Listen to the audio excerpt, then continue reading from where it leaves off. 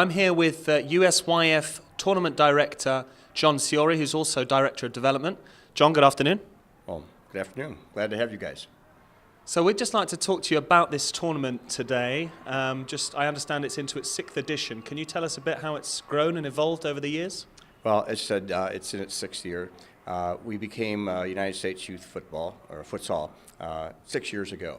At that time, the tournament was in Kansas City, Overland Park, and we used multiple facilities. And as we have evolved and gotten feedback, and as futsal has grown, we consolidated down to the all under one roof concept. So now we're running one facility, 6 games. Games go from 6 a.m. to 11 o'clock at night.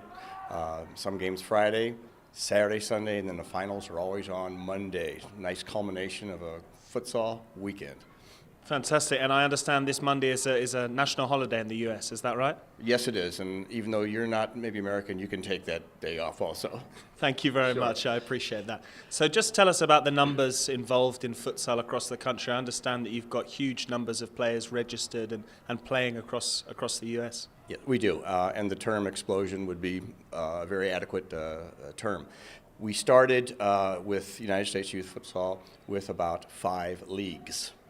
A league would be a city, and some entrepreneur, soccer entrepreneur, has taken that city and said they'll develop futsal. So we help them, and my role is to help them develop that league. So we went from 5, and just yesterday we signed on our 71st league over that time frame. Growth-wise in players, we probably started off around 7,000 or 8,000 players. We will register probably 40,000 this year. So that's quite a tremendous growth in number of leagues and number of players that we're registering with U.S. Soccer. Are there any particular markets in the U.S. that you'd still like to target that you think there could be further growth in? Oh yes. There's major metropolitan areas, and I'll call them cold weather cities, which is really conducive to futsal.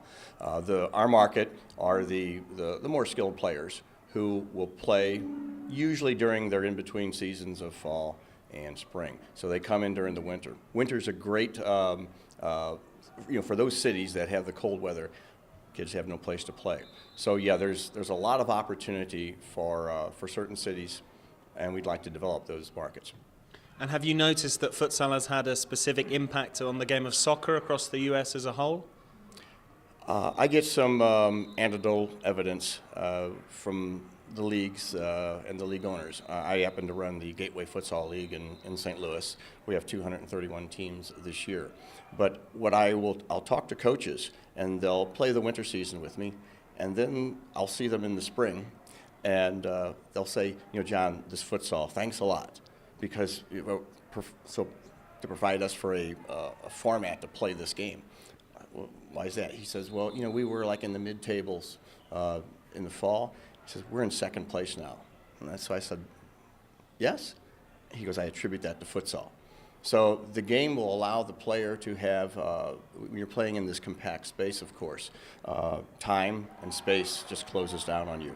So when the player returns back to the outdoor, the ball looks like a beach ball. They've got so much more time. And there's so much more confidence over the ball that these players have. So I see that just at that type of level. If you want further proof from maybe a higher source, as you know, U.S. Soccer has mandated that the academy teams put futsal into their training curriculum. So I think that's quite an endorsement of how good of a skill developer futsal actually is. Absolutely. And what are your hopes and expectations for the coming 2 days, the rest of the weekend? I would hope that all the games would be ties. That means we've got good matches. My hopes and expectation is everybody's impressed with the facilities, the refereeing, which are all U.S. Soccer futsal certified referees. They're happy with the competition and the people that they meet along the way. Futsal's a bit of a community, and since it's still somewhat of a young sport, even competitors will share ideas. Interesting thing you'll see here is that there's a lot of futsal academies. So these are organizations that run within our leagues, or some of them run outside the leagues, but they train futsal. There actually is a technique to futsal. It's much like basketball and some of those set plays. So I think if I would evaluate, is the weekend been successful, I would say all those things would have happened. Terrific. And finally, where do you want to see this tournament go in the coming years? Getting bigger all the time, or what are your targets going forward? The evolution of the tournament has been where 5 years ago, teams who applied would be accepted. Now, because of futsal, kids are getting better, the teams are getting better, the coaches are getting more knowledgeable. So we have now come to the situation where most of the teams competing are coming through our various regionals. We have 8 regionals throughout the country. So I'm seeing the competition be, it's, from the beginning, it's almost night and day. So I think we're going to outgrow a 6-court facility very soon, and not just because we're bringing in more teams, but there's more competitive and higher skilled teams coming in. So I just think it's a natural evolution as we grow our leagues, as these academies grow, as the emphasis on futsal from U.S. Soccer and the youth coaches, they come to understand the game.